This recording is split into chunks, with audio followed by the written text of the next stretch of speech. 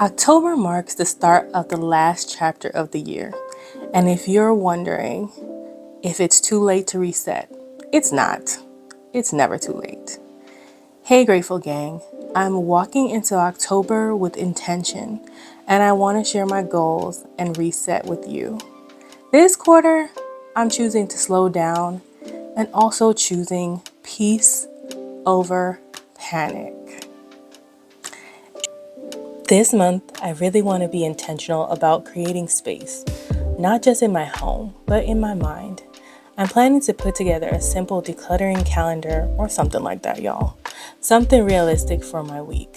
I'll choose specific rooms, days, and times that make sense to my schedule. My goal is for my office to stop being a full-on storage space and start feeling like the creative zone it's meant to be. Sheesh, I'm tired of looking at it. Just parts of it can hold storage, but not the whole entire thing anymore.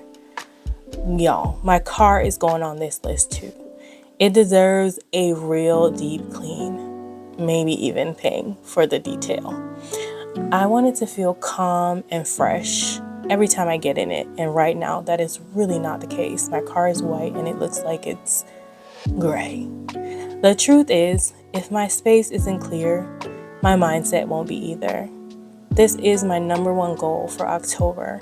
Actually, Grateful Gang, this is my number one goal for the rest of the year. Because decluttering isn't just about the stuff for me, it's about making space for clarity. It's about taking better care of the things that God has already blessed me with, and also preparing room for what's next in my life. My second goal for quarter 2 is self-care and personal growth. This month, I want to pour into myself with intentional acts of self-care. Working on my appearance, like doing my hair, maybe some lashes, putting on mascara, or something just as simple as putting on some lip gloss to look and feel as my best self. I want to work on my bucket list that I've made for fall. Who knows, there may even be one for winter. Morning routines, I need to get one, y'all. Cozy evening routines, or even just a 15-minute cleanup routine. I tried that the other day. I actually really liked it. You can get a lot done in 15 minutes. And personal growth through reading and Skillshare. It has also been put into my spirit to read Proverbs 31 again and see what it means to embody a Proverbs 31 woman. And make sure to work on those qualities like gentleness, kindness, waking early, and being a business-savvy woman that takes care of her family. Even though right now, y'all, I'm a family of one, but I have so many other family members that I can take care of them too. I don't want to stress this area too much, being that it is not my main goal for the year, which is decluttering, but I definitely want it to be a consideration. These are all areas I don't want to neglect, but rather romanticize. If you miss seeing my face, I'm coming. Don't worry. We're going to talk about our financial goals face to face. I just wanted to try a different kind of video. Let me know in the comments, how did you like this voiceover type of vibe? But I also wanted to show you some of the challenges I'm considering doing in fourth quarter. The most basic box ever, according to Salisa over at Beautifully Me and You. Check her out. I'll try to make sure I link all the shops that I got these from down below. Then you're going to see a few other ones that I actually purchased or downloaded and laminated earlier on in the year. But once money got tight, I couldn't do it, you guys. You have to prioritize what works for you. Just because everyone else is able to do savings challenges doesn't mean you have to. If it's not in the budget, it's okay. There will be a time where you will be able to do it too, and maybe they're not even your thing. Sometimes you just want to save direct to the bank account, because I know for me, I don't always like to have all the cash laying around. Anyway, guys, I just wanted to show you guys how it worked. Girl, I'm taking that money right back out that challenge and putting it right back in my Panda challenge. We'll start this one together. However, I did want to show you how it worked. Very easy, very simple. It goes from 10 to 100, the most basic box ever. Then we've got my Panda challenge that we're working on. I also was given this cute little avocado challenge that'll save me $100. And then these were the ones I was talking about. Look at October. That's me, babes. That's me. It's not my month, but she's looking good, okay?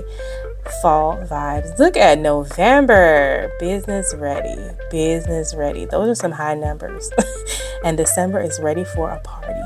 We're going to do the best we can and move right along with them. And then this is another one of Salisa's cute challenges. She has these bookmark challenges in her shop.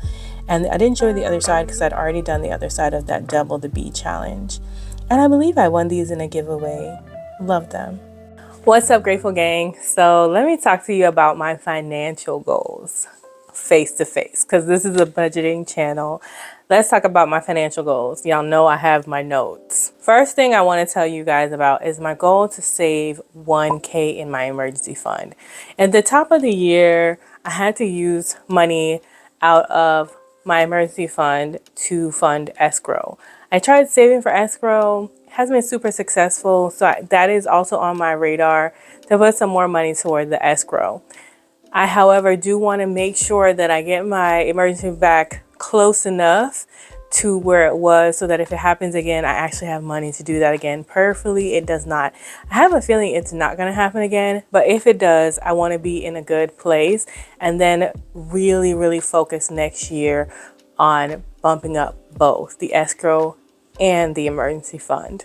In order to get the emergency fund up, of course, we did get a raise, which was amazing. I'm very happy about that, but I still haven't taken out my 401k, so I don't know what that number is going to look like after that. And then also, I've been really wanting to work more on getting side hustles together, our side income together, because y'all know how I feel about the word hustle. Ain't nobody trying to hustle.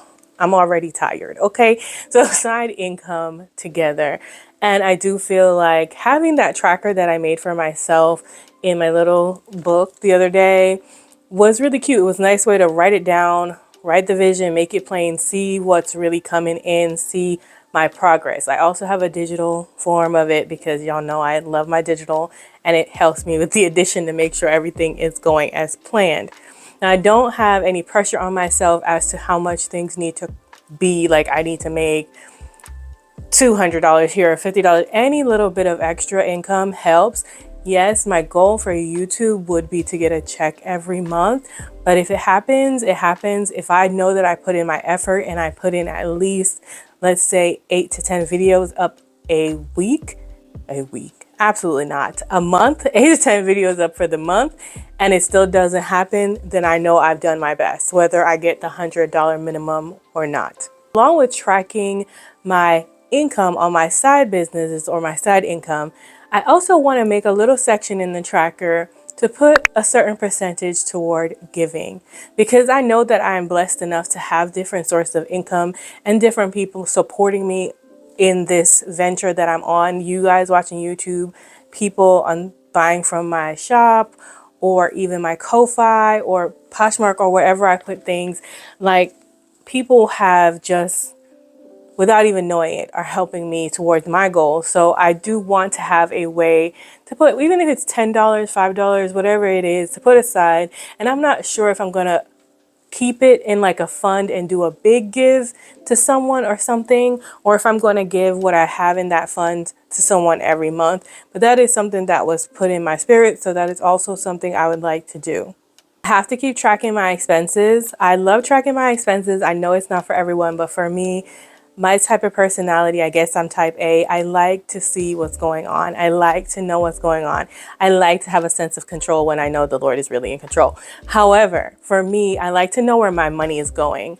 I need to know that, hey, I'm not just squandering it all over here and then saying I don't have enough, that I'm actually buying groceries and I'm actually doing the things with the money that I say I'm going to do. And the only way for me to do that is track. And to be honest, the only way to do anything and know that you're doing what you say you're doing is to track it. If you have a goal and you don't have a way to track it, then you don't have a goal.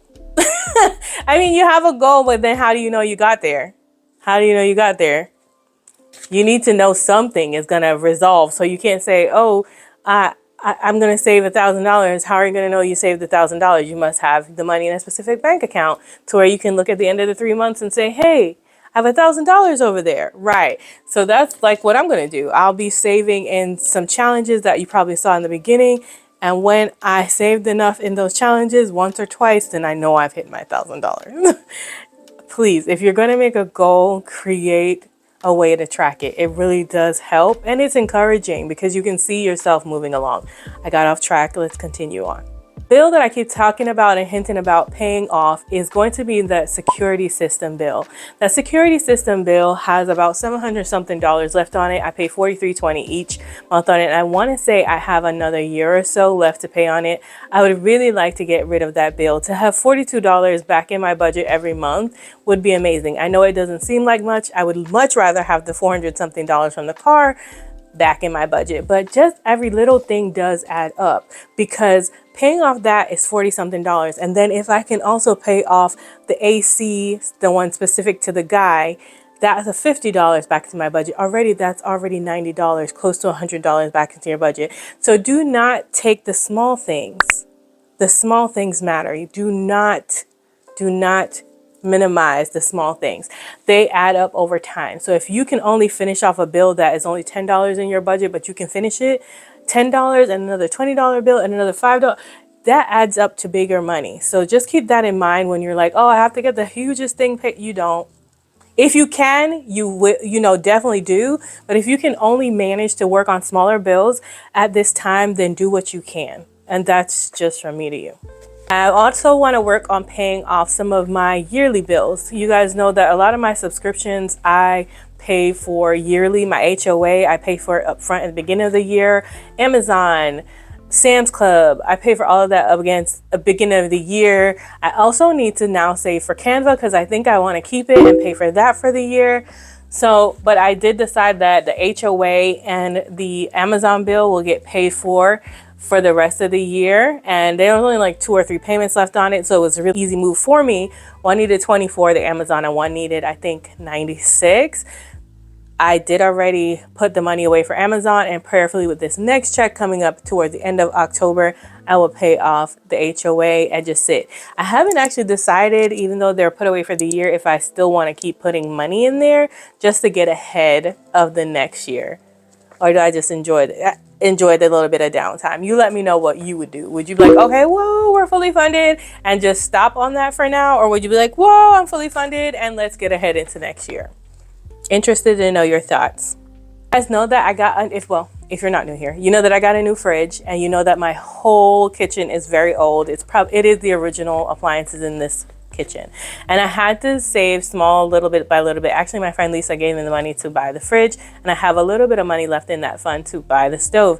It's not all the money I need. It's like $300 something in there, so I'd like to save the rest to buy the stove. The order that I'd like to replace my appliances would be fridge, stove, dishwasher, and then the microwave.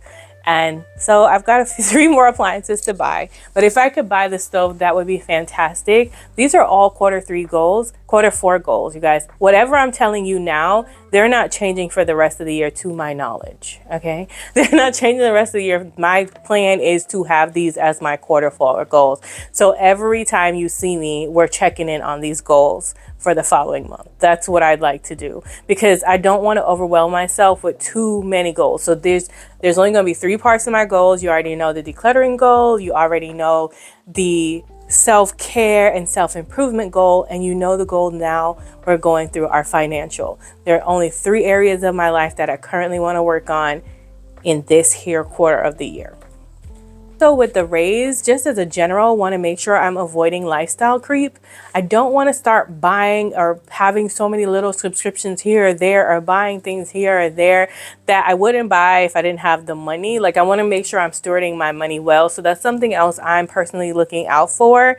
And if you guys see it, make sure y'all tell me and be like, girl, that is not, you don't need that right now, focus on something else. I also want to save extra money. I might be looking out for some saving challenges, some cutesy fun ones where I can start saving towards things for my humble home. When I first moved into this house, I had a little bit of money that I was able to buy things here and there. I spent a lot of money on clothing because I bought in a seller's market and not a buyer's market. So a lot of the money I saved went to clothing and all this stuff. and it didn't work out as planned. So there's a lot of things that I let slip in my house that I feel shouldn't. And it's another thing that I am not stewarding well. Like my own home, I feel like needs different things in it. And we'll talk about that at another time. We're probably going to talk more into that when we talk about my decision whether I'm moving into an apartment or staying, because y'all, I'm seriously considering my options. I do not want to rush this decision, but I also don't want to be like, oh, just go with the flow, whatever everybody else is saying. I want to make the right choice for me. And with that being said, if I choose to stay, then I will want to have some savings challenges dedicated just to doing things around my house to help spruce it up. Nothing that's going to be extremely expensive, like changing the doorknobs or painting the doors or getting a new door lock system that I've been wanting. It's $100, $200, nothing crazy. Yes, I would love to change the carpets to wood floors or LVP. And I would like to change a lot of things that would be a lot more expensive. But for now, working on the small touches would be enough for me. So yeah, finances are where my reset goals get real, y'all. Whether it's paying off this emergency fund or pay off the security bill or just tracking side income or saving for things in my house, that is where my goals lie in my finances. I'd love to hear what is one or two of your financial goals, if you have any, for the month of October or the rest of the quarter. October is not just another month. It's a chance to end the year off strong. It's not too late to reset, and it's not too late to lock in. So go ahead and lock in with me. Let's lock in together, Grateful Gang. Thank you so much for watching. Remember, in order to be great, you got to be grateful. And I'm super duper grateful for you. I love you. Mean it. Bye.